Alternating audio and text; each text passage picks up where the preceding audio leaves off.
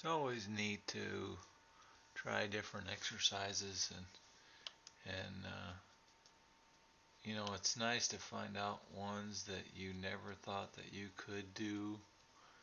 Uh, because now you're disabled or you have some other injury or something like that, so you can't do them.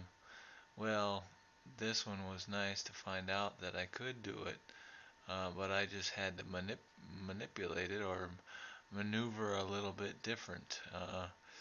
So what I did was, in order to get the row exercise, it's supposed to work on your back muscles too.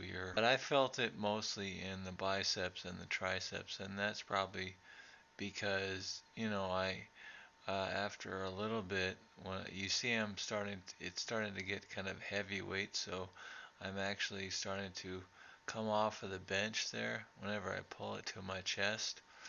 Um, I have to use a belt, and the belt wraps around my chest.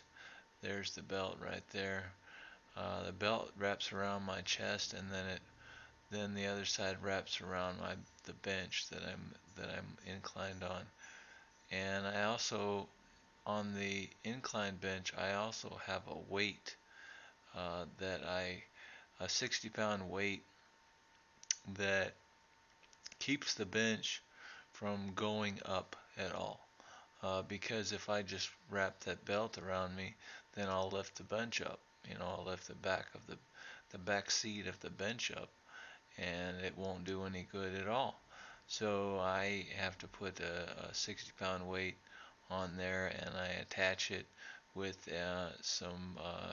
some wire. I attach that to the bench, to the back of the bench, so that the bench doesn't lift up. So anyway, what I'm doing here is I'm I'm using a little bit more elbow than I probably should, and I should be going higher, I think, whenever I'm doing these row exercises. My elbows should be going somewhat higher, so you should see a straight line all the way from the the cord that I'm pulling, this straight bar that I'm pulling, and down through my elbows and down to my shoulders. It should all be one plane, but it's not. So I think I'm using a little bit too much weight, even